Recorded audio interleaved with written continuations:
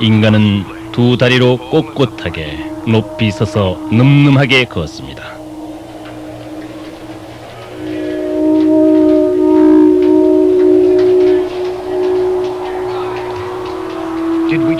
인간은 과거의 어둠으로부터 휘황찬란한 의식의 세계로 막 빠져나온 것일까요? 이 원숭이들이 우리에게 그토록 소중한 생명을 준 조상들이었을까요?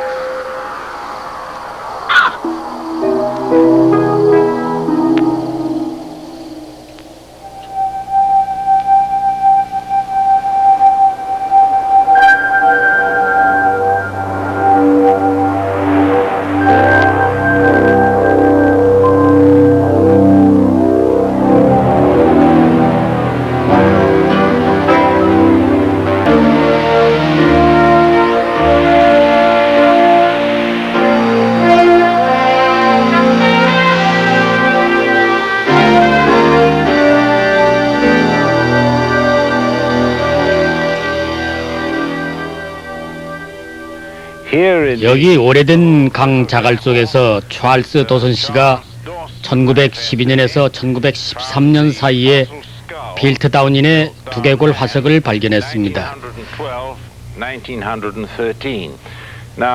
인류는 줄곧 인류의 기원에 관한 문제에 관심을 가져왔습니다. 현대인도 그 점에 있어서는 고대인들과 다를 것이 없습니다. 저희 어린 딸이 1살 또는 2살 정도의 철이 들자마자 곧바로 이런 질문을 던져왔습니다. 아빠, 나는 어디로부터 왔어요? 이럴 때 여러분은 어떻게 대답하시겠습니까?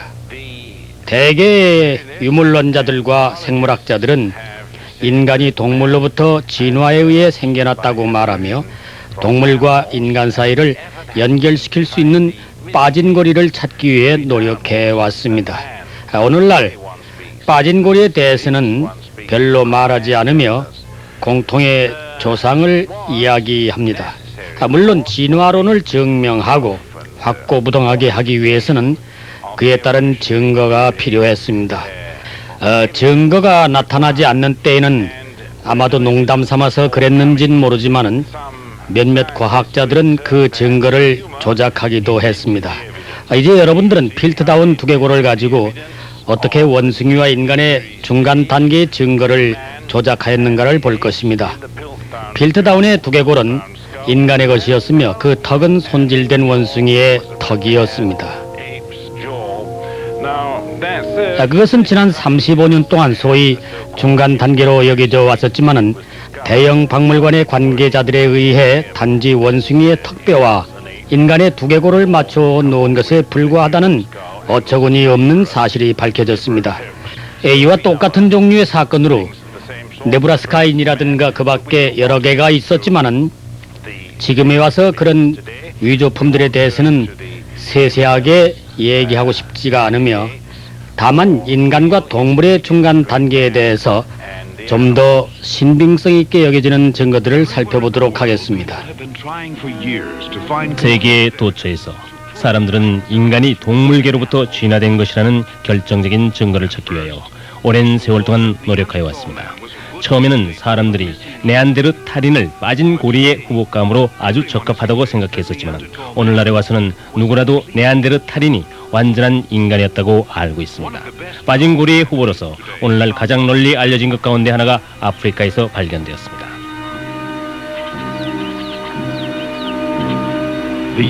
그것은 1959년이며 발견된 장소는 태양이 자결하는 탄자니아 지방의 올드바이 고지라는 곳입니다. 메어리와 루이스 리키가 마침내 그들이 오랫동안 고대하던 것을 찾았습니다.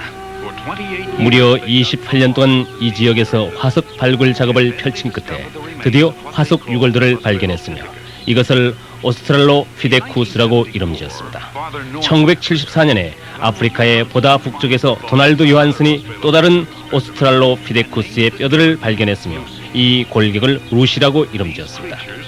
이러한 발견물들이 인류의 조상이라고 분류되고 있는데 그 주된 이유는 그 턱뼈와 이빨들이 인간의 것과 비슷하다고 주장되기 때문입니다. 치열 교정 전문의인 존 코즈 박사는 이 점에 대해 오랫동안 연구해 왔습니다. 그의 연구 결과는 빠진 고리를 찾으려는 사람들에게 큰 낭패감을 안겨줍니다. 제가 지금 가지고 있는 것은 위턱과 아래턱을 전시하는 것입니다. 아래턱은 첫 번째 열에 놓여 있으며 위턱은 두 번째 열에 놓여 있습니다. 전문 용어로는 하악골과 상악골이라고 합니다. 제가 보여드리고자 하는 것은 인간이 얼마나 다양한 범위를 가지고 있는가 하는 것입니다. 그 범위는 두 개의 철사를 가지고 치아의 일항을 따라서 본을 떠보면 측정되어지며 이렇게 본을 떠서 그 각을 측정하면 됩니다. 그 각도가 지어졌습니다. 이렇게 하면 67도라는 것이 얻어집니다. 이제 여기를 쭉 따라가 보면 곡선의 끝부분에서 실제로는 나란한 아치형인데 치아들이 좀 더 평행하게 놓인 짝이 있습니다. 이것은 사람의 것이며 현재 또는 한때 제 환자였던 사람들의 것입니다. 이 소녀는 아랫니의 두 줄 간에 10 내지 12도의 각도를 가지고 있습니다. 이것을 이 어린 침팬지의 아래턱과 세밀하게 비교해 보면 여러분이 보시는 바와 같이 그것들은 매우 닮아 있고 또 매우 비슷합니다. 결국 이런 것을 보면서 많은 사람들이 이러한 각도를 통하여 종들을 식별할 수 있다고 말하려 했던 것입니다.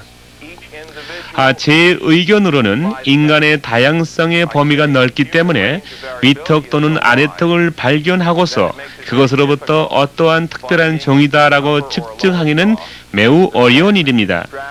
예를 들면 두개골 부분은 원숭이의 형상을 갖고 있지만 치아의 대부분은 인간의 것과 매우 유사하게 보이는 오스트랄로피테쿠스와 같은 두개골을 보고서는 절대로 치아로서 종을 분간해내거나 또는 둥그런 형태로부터 호미니드 즉 유인원 또는 사람 또는 원숭이라고 규정 지을 수는 없습니다.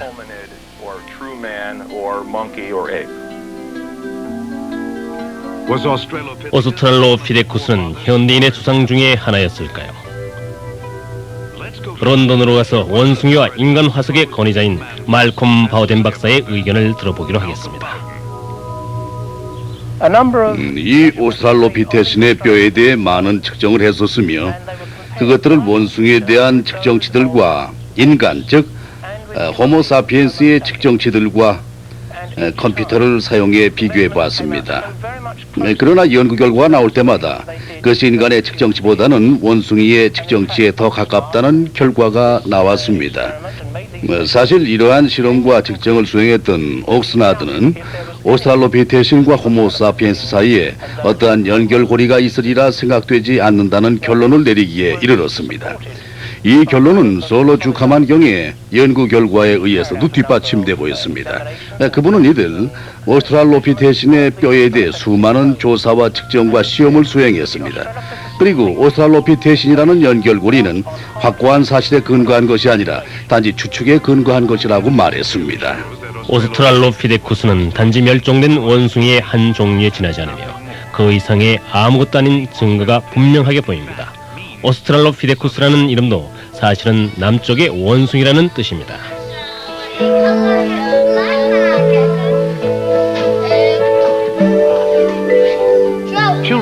아이들이 놀고 있습니다. 진흙을 가지고서 여러 가지 희한한 모양을 만듭니다. 펜과 크레용을 가지고서 아름다운 모양을 도안하고 그립니다.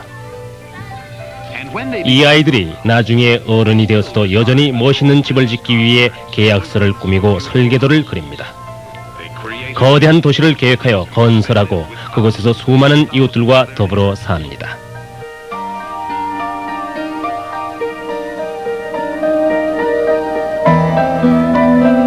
인간의 천재적인 기술은 어떻게 보면 무슨 일이라도 할 수 있어서 심지어는 날 수도 있어서 새들보다 더 높이 더 빠르게 날아갑니다.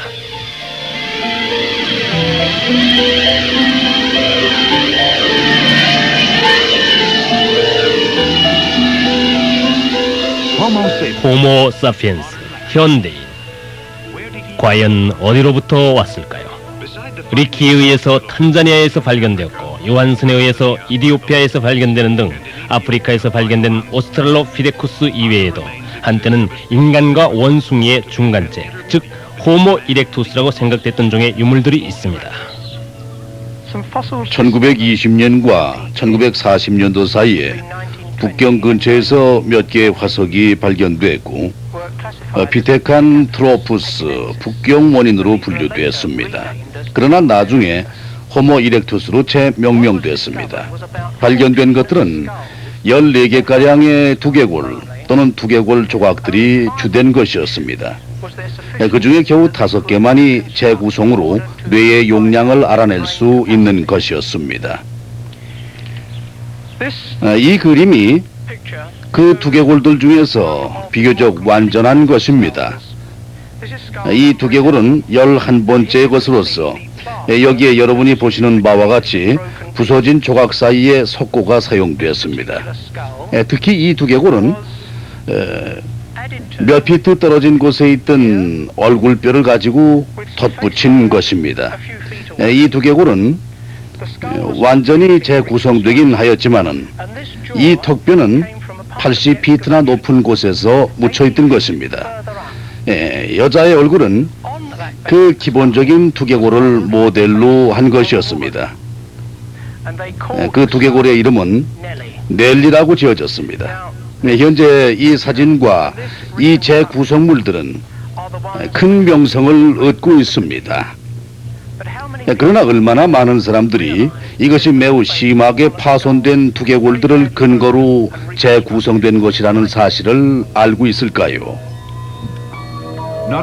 그 두개골이 단지 몇 개의 뼈조각들을 토대로 재현된 것일 뿐만 아니라 그 얼굴들도 어느 정도 예술가의 상상에 의해 그려진 것들입니다. 예술가들이 몇 개의 원숭이 뼈를 구하게 되면 언제나 그것들을 가능한 한 인간의 모습과 비슷하게 재현시킴으로써 그것들이 진화의 틀에 잘 맞아떨어지게 보이는 특이한 모습이 되게 합니다.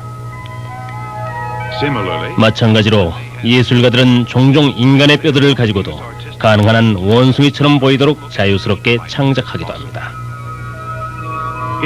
인간의 유골을 보고서 그 사람의 머리카락이 얼마나 많았는지를 아는 것은 불가능합니다. 심지어 완벽한 두개골이 있더라도 코와 눈, 입술, 그리고 귀의 정확한 모습은 결코 알 수 없습니다. 중국의 북경 근처에서 원숭이 모양의 두개골 파편을 발견한 이외에도 과학자들은 현대인의 유물들과 불된 자리들도 함께 발견했습니다. 그렇다면 이런 사실들은 북경인에 관해 무엇을 의미하는 것입니까? 불된 자리, 수정, 그리고 뼈들은 모두 인간이 북경 지방에 거주했었다는 것을 나타냅니다.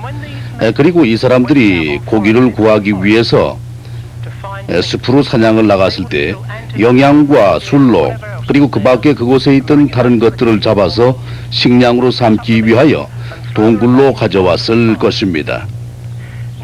그들은 살코기 부분을 잘라내고 나머지 뼈들은 불에 던져 넣었을 것입니다. 그런데 만약 그들이 원숭이를 잡았다면 그 고기가 너무 질겨서 먹을 수가 없으므로 목을 잘라서 동굴로 가져온 후에 그곳에서 요리를 했을 것입니다. 요리가 된 후에 맛있는 부분인 원숭이 골을 먹기 위해 두개골을 부수고 부서진 뼈들은 불에 던져 넣어서 발견된 다른 짐승의 뼈들과 섞였을 것입니다. 그리고 아마도 수백 년이 지난 후에 학자들이 우연히 그곳을 지나쳤을 것이며 이들 원숭이 뼈들을 발견해서 서로 꿰어 맞추어서 재구성하고 마침내 빠진 고리를 발견해 놓으라고 주장했을 것입니다. 정말 안 된 일입니다. 넬리의 아름다운 모습이 단지 멸종된 원숭이니 말입니다. 이제 우리는 인간과 원숭이 간의 관계성을 발견하려고 애썼던 사건들에 대해서